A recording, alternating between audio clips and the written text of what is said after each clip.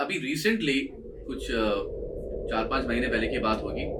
हम अपनी फैमिली के साथ हमने प्रोग्राम बनाया कि नॉर्दर्न एरियाज़ आमतौर पे लोग वहाँ पर सीज़न पे जाते हैं। मुझे मैंने कई लोगों से सुना था कि यार कुछ इस साइड पे, पहाड़ों की साइड पे आपको अजीब-अजीब आवाज़ें आती हैं और क्या आई क्या वाज़ कैसी उस टाइम पे आपकी?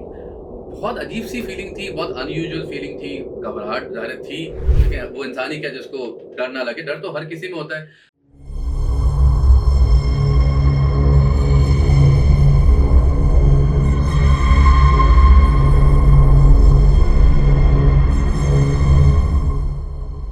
अस्सलाम वालेकुम, कैसे हैं आप लोग? खैरियत से हैं?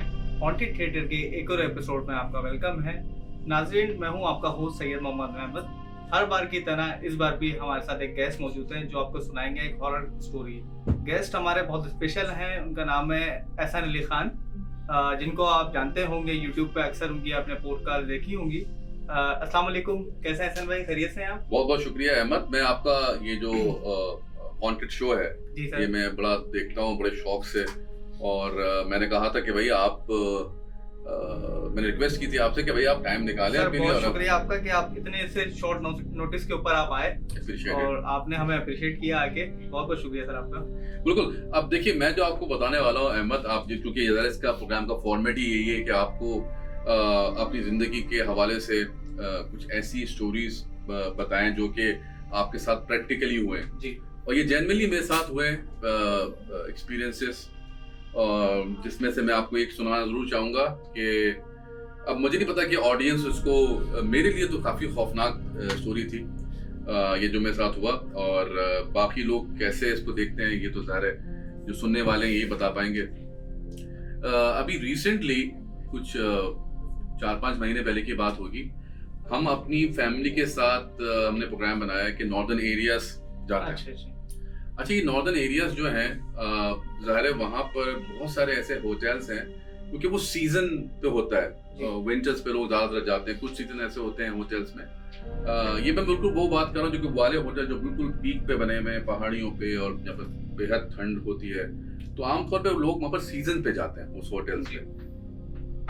तो यही उसके बारे में सुना है कि वो जो होटल्स होते हैं जब लोग नहीं होते ज़ाहिर बंद रहता है महीनों-महीनों वो होटल्स बंद होते हैं, फिर वो चलते हैं ज़ाहिर है। तो खैर ये तो हमारी नॉलेज में पहले से था कि ऐसा होता है। लेकिन प्रैक्टिकली मैंने कई लोगों से सुना था कि यार कुछ इस साइड पे, पहाड़ों की साइड पे आपको अजीब-अजीब आवाज़ें आती हैं, एक्सपीरियंसेस होते हैं और हमारा होटल भी ऐसा था कि बिल्कुल पहाड़ के बीच में नीचे दरिया है और शदीद ठंड अच्छा। है।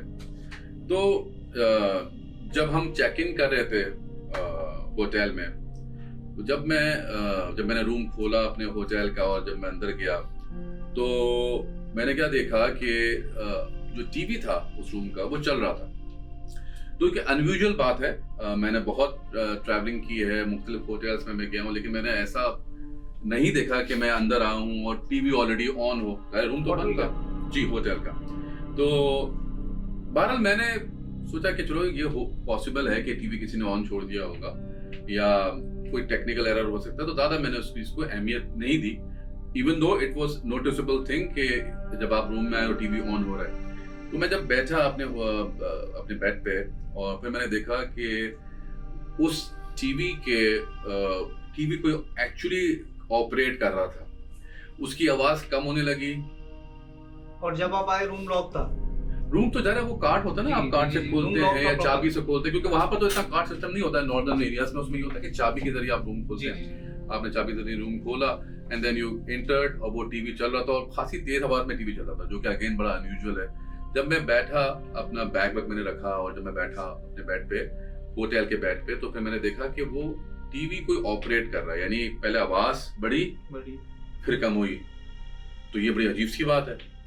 फिर मैं उसी को डाइजेस्ट कर रहा था, यार ये क्या हो रहा है मेरे साथ। तो फिर टीवी के चैनल्स बदलना शुरू हो गए ऑटोमेटिकली, यानी कि एक्चुअली कोई उस टीवी को ऑपरेट कर रहा था। तो कि इट्स समथिंग दैट कोई भी इंसान हो जाहिर है वो परेशान तो होता है, थोड़ा घबराता तो है। लेकिन तो फिर मैंने क्या किया, फिर मैंने वहाँ के जो टेलीफोन के जरिए रूम जो वहाँ की सर्विसेज होती हैं, रूम सर्विसेज, उनको कांटेक्ट किया, उनको बोला कि आप ऊपर आइए। तो वो ज़ाहिर है वहाँ की सर्विसेज भी ऐसी होती है, बहुत ज़्यादा अच्छी सर्विसेज नहीं होती उस एरियाज़ की, क्योंकि ज़ाहिर है उनको उतना आइडिया नहीं होता। खैर वो अपने वक्त पे आए। जब तक टीवी की आवाज कभी कम हो रही है, कभी ज्यादा हो रही है, कभी चैनल चेंज हो रहा है और मैं बैठे हुए देख रहा हूँ। और क्या कैफियत थी उस टाइम पे आपकी? बहुत अजीब सी फीलिंग थी, बहुत अनयूजुअल फीलिंग थी, घबराहट जाहिर थी, लेकिन मैंने ऐसा नहीं किया कि मैं उठ के चला जाऊं रूम से बाहर। हिम्मत तो करी हाँ, आपने? मैंने हिम्मत की और मैं आई वांटेड टू फेस कि ये क्या हो रहा है, इसका एंड क्या होगा, इस चीज का मतलब जो चल रहा है इसका एंड क्या है, क्या होने क्या वाला है। लेकिन बहरहाल घबराहट तो होती है हर इंसान को।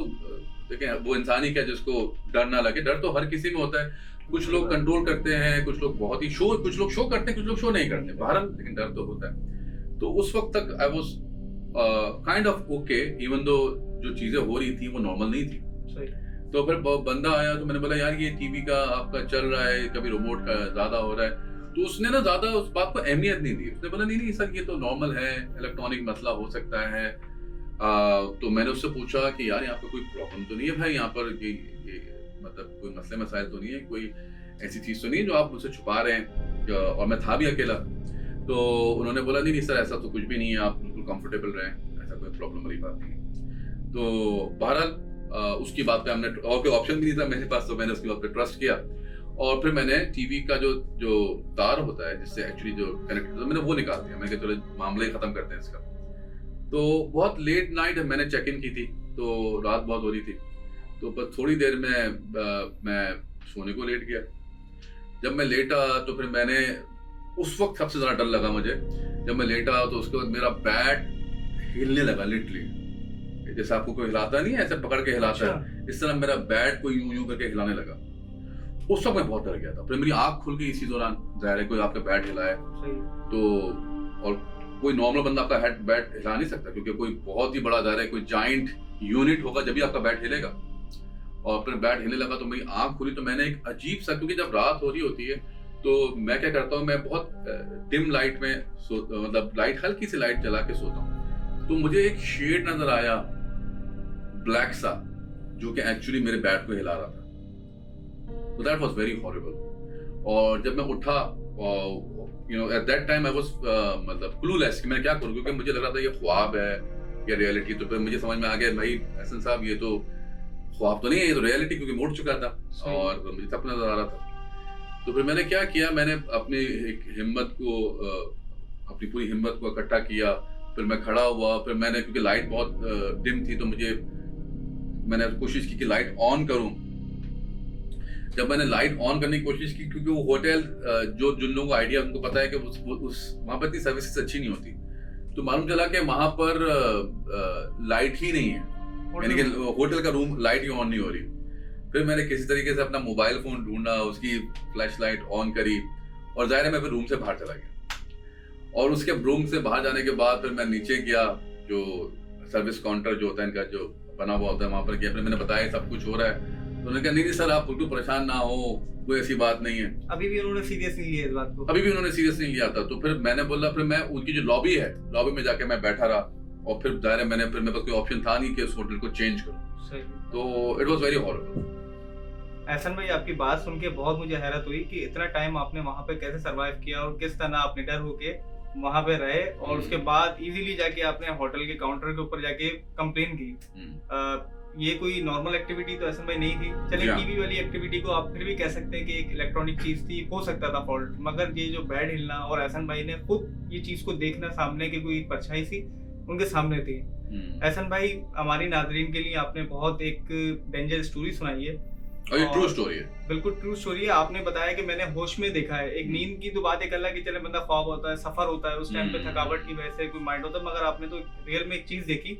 तो मैं नाज़रीन को यही मैसेज देना चाहूँगा कि आप जब भी किसी होटल में जाके स्टे करें तो वहाँ पे थोड़ी सी उसकी मालूमात आपको होनी चाहिए कि ऐसा तो कोई वहाँ पे चीज़ नहीं है। वो तो अल्लाह का शुक्र है कि एहसन भाई को कोई नुकसान नहीं हुआ इस चीज़ से, ना उन्होंने कोई आपको नुकसान पहुँचाया। इस बात का शुक्र अदा करना चाहिए हमें। बेशक नेक्स्ट टाइम कभी भी एहसन भाई, आप तो खैर अब एहतियात ही करेंगे और आपने तो बड़ी माशाल्लाह हिम्मत दिखाई, मगर हमारे नाज़रीन से रिक्वेस्ट है कि आप इस चीज़ में बहुत एहतियात करें और अपना ख्याल रखें। मिलेंगे फिर किसी स्टोरी में। आज के लिए अल्लाह हाफिज़।